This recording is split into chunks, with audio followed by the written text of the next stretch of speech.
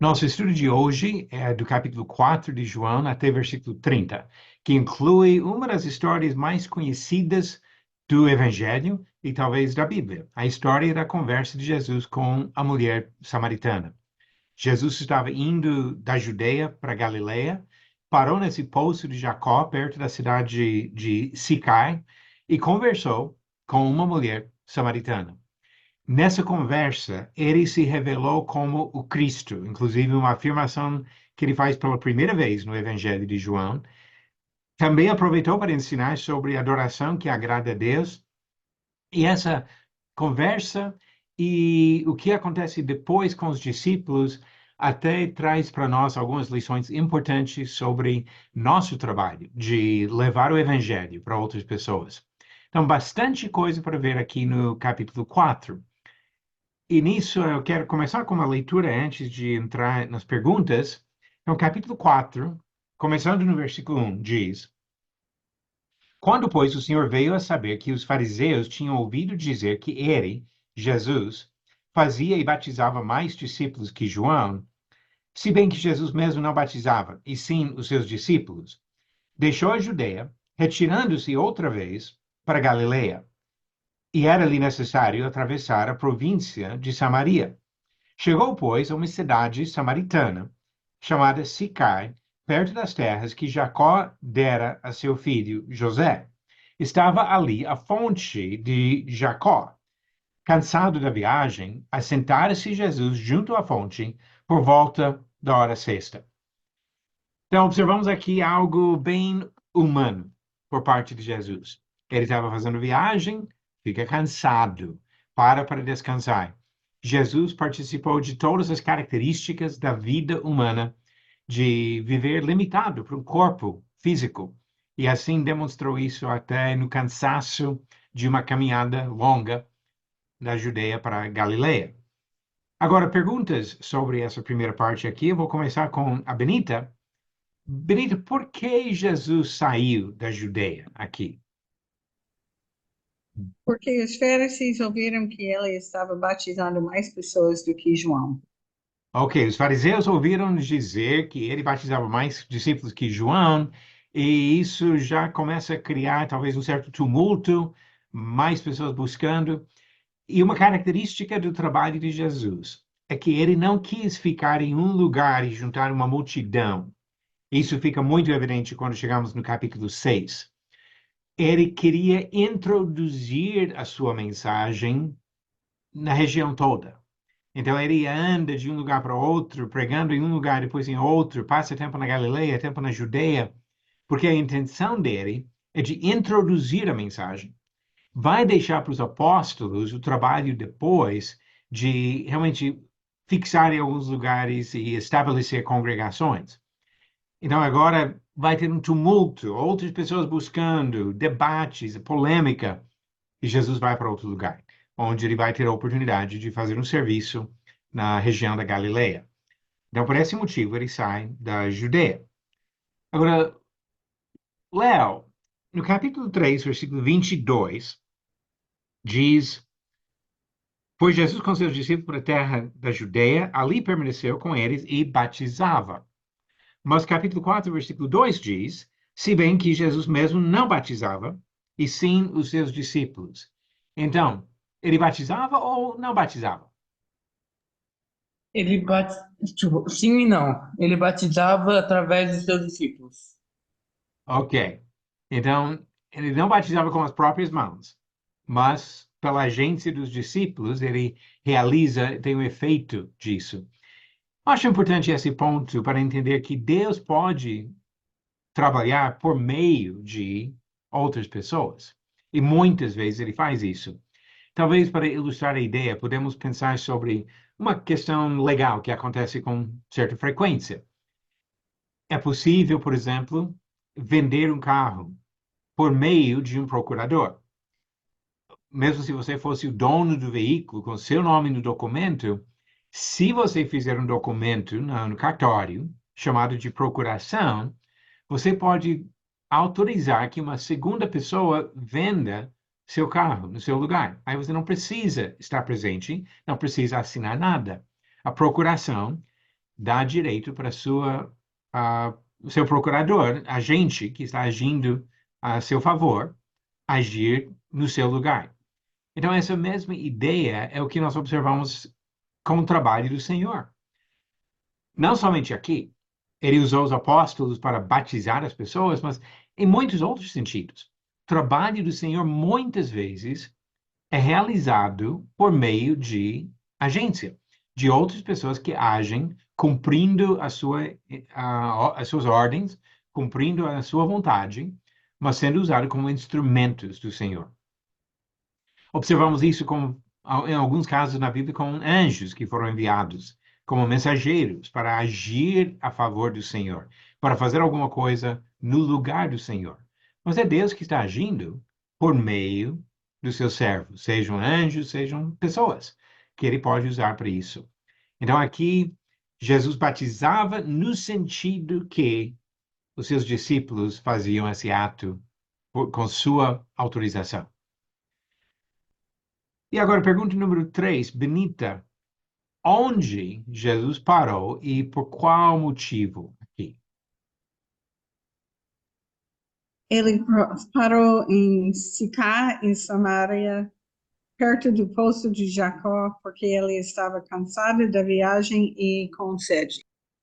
Ok, parou para descansar. E foi nesse poço de Jacó. Então, aqui ligando um pouco a história do Antigo com o Novo Testamento. Sabemos que no Novo Testamento não falava dos samaritanos, porque eles são resultado da mistura dos povos depois da deportação de Israel, 721 a.C. Os samaritanos vêm por causa da mistura que os assírios colocaram outros povos na terra e acabaram se casando com os judeus e criando essa raça mista, vamos dizer, de samaritanos. Mas Jacó morou por um tempo perto desse lugar e um dos poços que ele cavou foi esse poço onde Jesus para. Então, já estamos vendo uma coisa de uns 1.700 anos antes de Jesus, que esse poço já era bem antigo.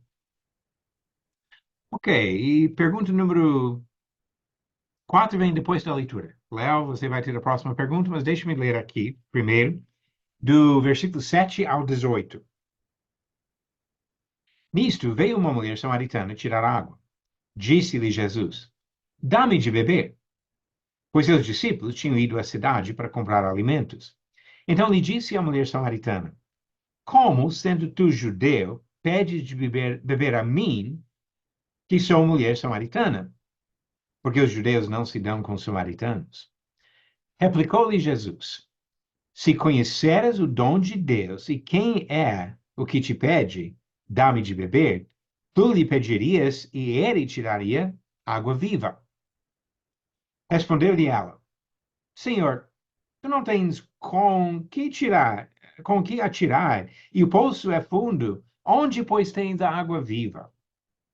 És tu, porventura, maior do que Jacó, o nosso pai, que nos deu o poço, do qual ele mesmo bebeu, e bem assim seus filhos e seu gado?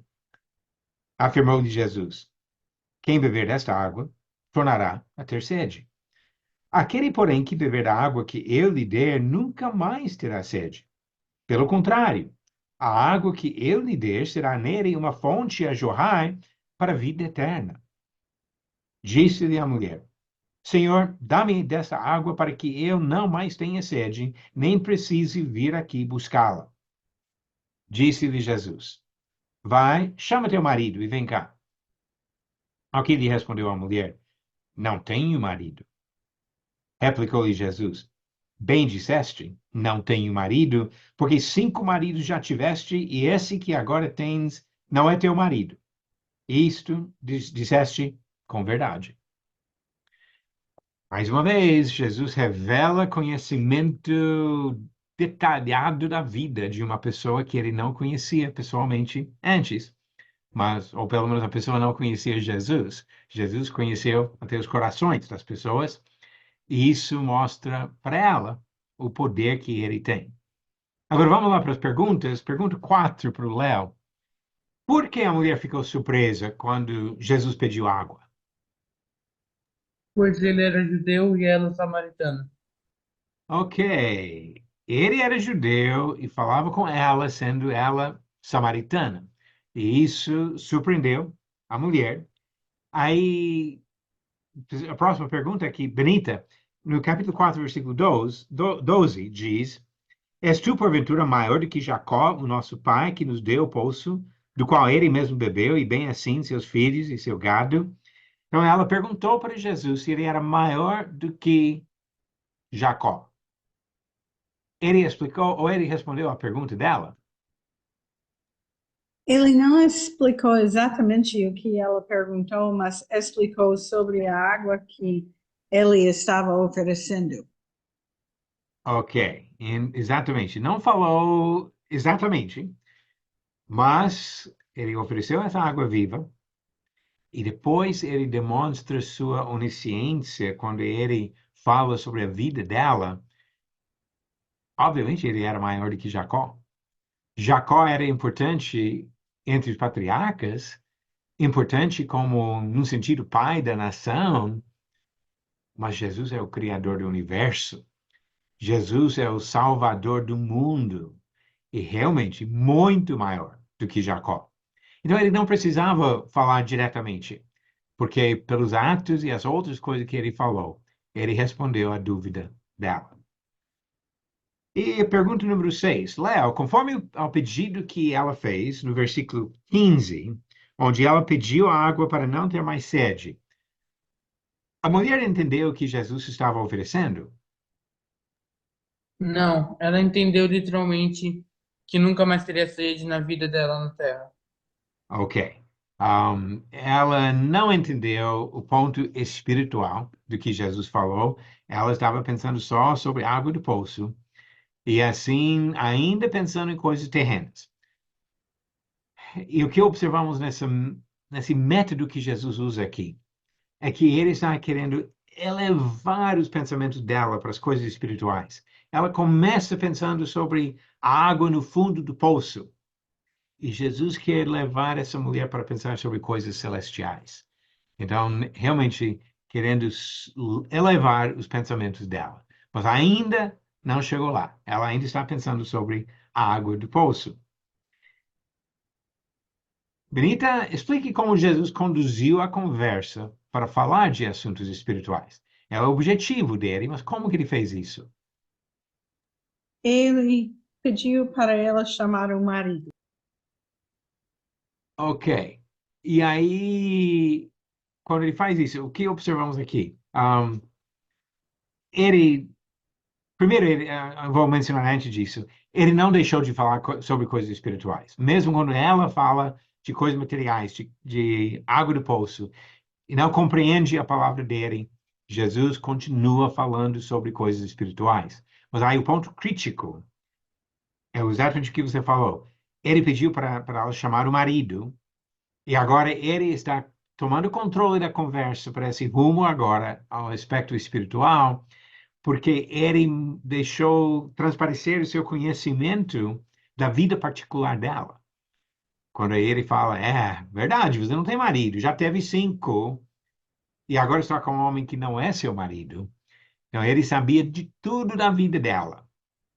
E assim, agora, a partir desse momento, observamos a mudança crítica nessa conversa. E aí vamos para você, Léo.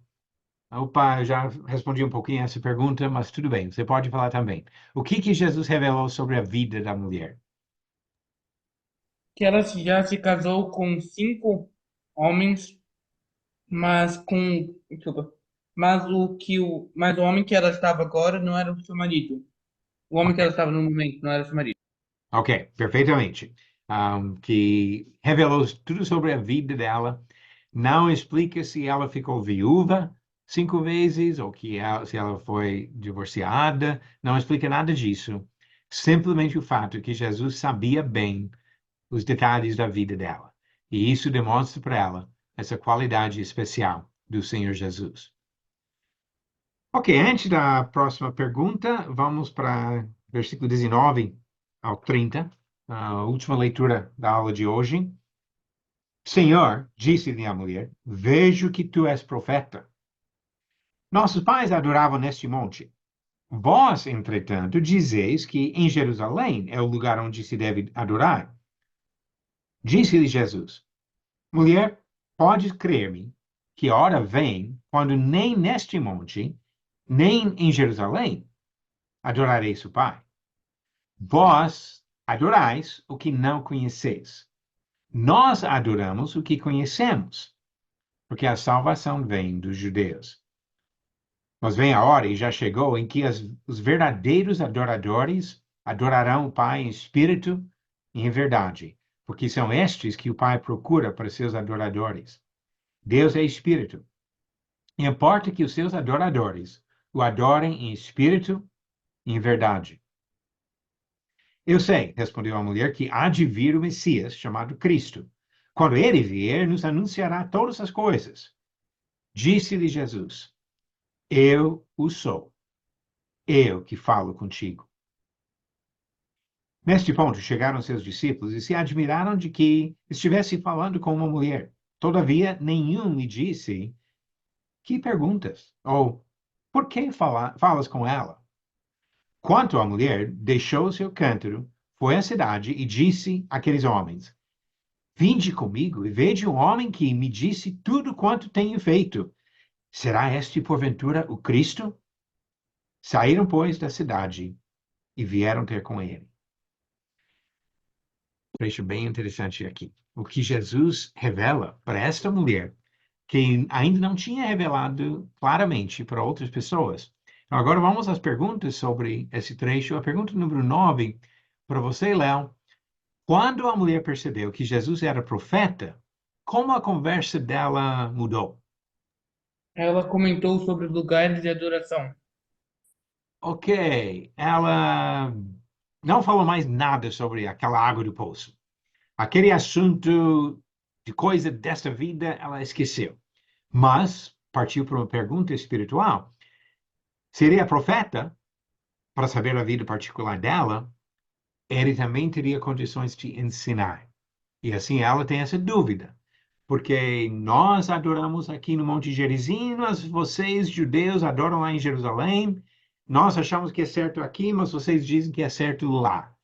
Quem está correto nisso?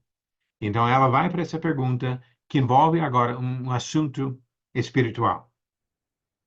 Benita pergunta número 10, sobre a pergunta que ela fez no versículo 20, qual foi a vontade de Deus no Antigo Testamento? E a resposta de Jesus concordou com a lei do Antigo Testamento? Explique a sua resposta. Eu posso responder a primeira parte disso, mas eu não tenho a resposta para a segunda parte. No Antigo Testamento, quando o povo estava chegando à Terra Prometida, Deus disse que ele ia designar um lugar para o sacrifício.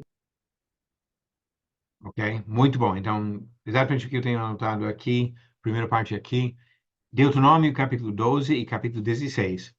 Deus disse que quando chegarem na Terra Prometida, eles ainda estavam no deserto. Quando chegarem na Terra Prometida, não vão fazer como no deserto, sacrificando em todo canto. Vão sacrificar em um lugar só. E ele escolheu Jerusalém como esse lugar. Foi o lugar onde o templo foi construído. Sabemos que Davi preparou para isso e Salomão executou a obra. Agora, sobre a questão de Jesus responder à pergunta, eu creio que a resposta dele concorda com esse ensinamento. Quando ele diz no versículo 22, vós, samaritanos, adorais o que não conheceis, nós, judeus, adoramos o que conhecemos, porque a salvação vem dos judeus. Então, a questão entre a religião dos samaritanos e a religião dos judeus, os judeus estão mais corretos nisso. Agora, nesse momento, lembramos que Jerusalém ainda foi o lugar indicado para adoração. Então, por enquanto, não mudou nada. Isso que Jesus falou, que vem a hora em que não vai ser nem aqui nem ali, que Deus vai querer quem adora em espírito e em verdade, está vindo, está chegando. Mas nesse momento, ainda não tinha chegado essa hora de liberar a adoração em qualquer lugar. Ok, obrigado, Benita. Agora, pergunta número 11 para você também. O que Jesus falou sobre adoração agradável a Deus? Que tinha que ser em espírito e em verdade. Ok, que o lugar não seria mais importante, mas o espírito em verdade. E nisso, eu acho que a leitura mais comum disso é de pensar que adorar em espírito é do coração e adorar em verdade conforme a palavra do Senhor. Outra possibilidade é o contrário, mas dá na mesma coisa. Adorar em espírito conforme o espírito revela, em verdade, na sinceridade do coração. Acaba sendo a mesma coisa. Então, ele quer algo que vem de acordo com a palavra dele e que vem de corações sinceros, procurando de fato adorar ao Senhor. Ok, pergunta número 12. Léo, a mulher esperava a vinda de quem? Messias, ou chamado de Cristo. Ok, do Messias, ou Cristo, que significa ungido. Uma palavra, Messias é mais do hebraico, Cristo mais do grego, ungido seria mais do português. Agora, esse comentário dela, que quando vier o Messias, ele vai ensinar e revelar as coisas, mostra uma expectativa geral, que encontramos isso em vários outros textos do Novo Testamento, principalmente dos Evangelhos, de pessoas que estavam vivendo com essa expectativa que viria o Messias. Por quê? Porque no Antigo Testamento tem centenas de profecias sobre ele. O Antigo Testamento preparou a mente dos judeus para esperar a vinda do Messias.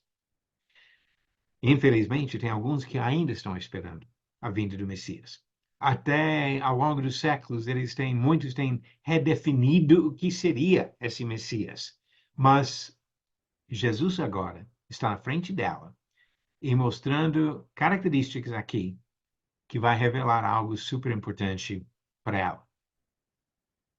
Pergunta número 13, voltando para você, Benita. Qual afirmação importante Jesus fez a essa mulher? Ele falou: Eu sou o Messias. Ok. Você está falando com ele. Versículo 26. Eu o sou. Eu que falo contigo. Então, bem direto. Eu sou o Messias. Pelo menos no Evangelho de João, é a primeira vez que ele faz essa afirmação direta de ser, de fato, o Cristo. E eu acho que isso dá para a gente fazer uma pequena pausa e pensar em como Deus se revela aos humildes.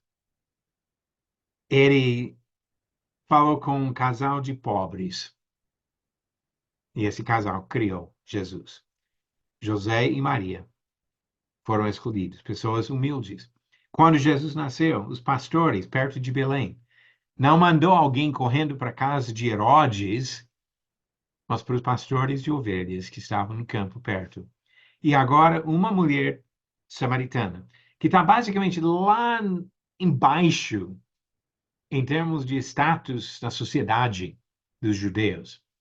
E Jesus anuncia para ela: eu sou de fato o Messias, o Cristo, que todo mundo está esperando. Que privilégio, que bênção espiritual que ela recebeu, ouvindo essas palavras do próprio Jesus. Pergunta número 14, Léo. O que surpreendeu os discípulos quando voltaram ao poço? Jesus estava falando com uma mulher.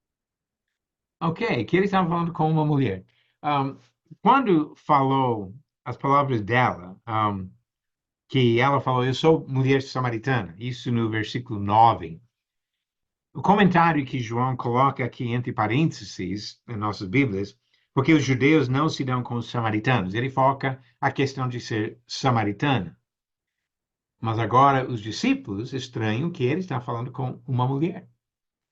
Parece que não era comum para os homens judeus, em lugar público, falar diretamente com alguma mulher. E Jesus fez isso. Não somente aqui, mas várias outras vezes. Então, novamente, Jesus dando importância para alguém que seria facilmente ignorada na sociedade. Quantos outros homens judeus teriam passado perto desta mulher sem nem falar bom dia para ela? E Jesus fez questão de conversar com ela. Os discípulos Estranharam, mas não perguntaram para Jesus sobre isso. Agora, mais uma observação sobre isso. Jesus estava quebrando as regras, não as regras de Deus, mas tradições dos rabinos, que eles ensinavam justamente que o homem não deveria falar com mulher em lugar público, nem com a sua própria esposa. Que coisa de uma tradição criada por homens, não da palavra do Antigo Testamento e muito menos do Novo. Pergunta número 15, Benita. O que a mulher fez depois da chegada dos discípulos? Ela deixou o cântaro e voltou correndo para a cidade e pediu para o povo ir e ver o homem que disse tudo que ela tinha feito e duvidava se ele era o Cristo. Exatamente. Então, como mudou a atitude dessa mulher? No início da conversa, água, água, água, água do poço. Só é isso que ela pensava. Agora, no final da conversa, nem o cântaro que ela usaria para tirar a água do poço. Ela deixa tudo. Mas ele passa de lá. Ele demora quanto tempo para ir pro ponto? Acho que alguém abriu o microfone sem querer. Ok. Deixou o cântaro e foi falar com esses homens da cidade e faz essa pergunta: será que é de fato o Cristo? Então, ela ouviu a declaração de Jesus, viu as evidências e agora ela está até levantando a mesma pergunta para outras pessoas. E depois vamos ver como essas pessoas reagem. Mas isso vai ficar para a semana que vem. Agora temos hoje 2 desafios. E como tinha poucos voluntários hoje, eu vou ficar com esses desafios aqui. Oportunidades para observar algumas coisas práticas do trecho que estamos estudando aqui. Primeiro, pergunta número 16. O texto diz que os discípulos de Jesus foram comprar alimentos. Sabendo que ele, em outros momentos, multiplicava pães para alimentar multidões, o que podemos aprender desse caso sobre os milagres do Senhor? Obviamente, Jesus tinha poder para simplesmente multiplicar, mas os pães ou multiplicar alimentos, mas os milagres tinham um propósito de mostrar o poder divino para conduzir pessoas a crerem. Por isso que nós encontramos os milagres de Jesus quase sempre realizados na presença de outras pessoas que ainda não acreditavam. Aqui ele está caminhando com os discípulos. Os discípulos já creem. Os discípulos já têm visto outros milagres. Então não tem propósito nesse momento. E como Jesus também participava de atributos humanos, de sentir fome, sentir sede, sentir cansaço, aqui eles estão resolvendo o problema de uma forma humana. Está com fome? Tem que comprar alimentos. Então eles vão para fazer isso. Jesus, outra coisa que observamos é que Jesus não usava seu poder para benefício próprio, nem para fugir das realidades dessa vida humana. Ele experimenta todas as situações que nós experimentamos nisso. Ele passou por toda essa experiência de cansaço, de fome, de sede, de tentações. Hebreus capítulo 4 comenta sobre isso. E desta maneira, Jesus estava se qualificando para ser o nosso sumo sacerdote. 4,15 diz, porque não temos sumo sacerdote que não possa compadecer-se das nossas fraquezas. Antes foi ele tentado em todas as coisas, a nossa semelhança, mas sem pecado. Passar fome, sentir cansaço, são tentações. E Jesus passou por muitas outras também, tentações. Mas isso para se qualificar para ser sumo sacerdote. Como diz no capítulo seguinte de Hebreus, os sacerdotes são tirados entre os homens. Jesus tinha que ser homem e compadecer-se da condição humana para ter esse papel de sumo sacerdote. E a pergunta número 17. Eu pedi aqui para comentar, então eu mesmo vou comentar. Sobre lições práticas da conversa de Jesus com essa mulher samaritana, que podem nos ajudar a falar com outras pessoas sobre o Evangelho. Eu acho muito importante aprender dos exemplos. Como Jesus conduzia conversas, como os apóstolos faziam isso. Então, algumas coisas que aprendemos desses primeiros 30 versículos do capítulo 4? Primeiro, Jesus aproveitou a oportunidade. Quantas vezes nós perdemos oportunidades? Poderíamos conversar com alguém, mas por algum motivo, preocupação, timidez, algum outro motivo, deixamos de aproveitar a conversa. Jesus aproveitou a oportunidade. Ele viu a necessidade. Essa mulher precisava de algo muito mais importante do que a água do poço. E Jesus percebeu isso e ofereceu para ela algo muito mais importante. Jesus não considerou essa mulher insignificante. Mais uma vez, é uma tentação para nós.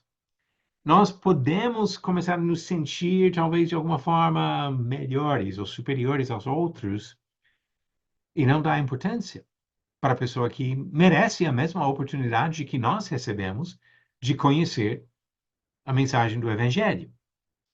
Outra coisa que Jesus fez aqui, ele procurou fazer a transição de coisas terrenas para as espirituais. Se ficarmos em nossas conversas só falando sobre o clima e esportes, nunca vamos levar ninguém para Cristo. Então, mesmo se a conversa começa com a chuva, ou o sol, ou a temperatura do dia, ou quem ganhou o jogo de futebol, mesmo se começar com isso, nós precisamos procurar oportunidades para inserir questões espirituais. Também observamos que Jesus afirmou a verdade abertamente. Ele afirmou ser o Cristo, o Messias. Mas ele não forçou a questão. Ele deixou a mulher livre para decidir o que fazer com esse conhecimento. Nós não podemos forçar a obediência de ninguém. Podemos conduzir a pessoa ao conhecimento da palavra. Mas forçar a decisão, não. Cada pessoa vai decidir como reagir à mensagem do Evangelho. E, infelizmente, a maioria vai rejeitar essa mensagem. Mas temos que dar a oportunidade. Permitir que a pessoa tenha chance de conhecer o Evangelho e tomar uma decisão baseada nessa mensagem. É um modelo bem prático para o trabalho de evangelizar, o que encontramos aqui, em João capítulo 4, e essa mulher samaritana.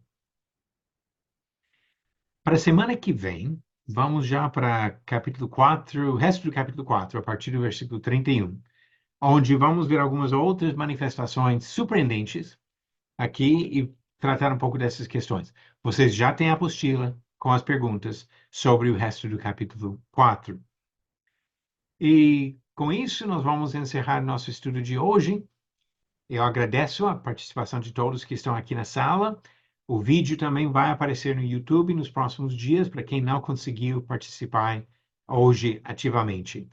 E espero que continuem estudando, lendo o texto, procurando compreender as questões levantadas e, se Deus quiser, participando ativamente do estudo. Que Deus abençoe cada um na sua busca de mais entendimento da vontade do Senhor.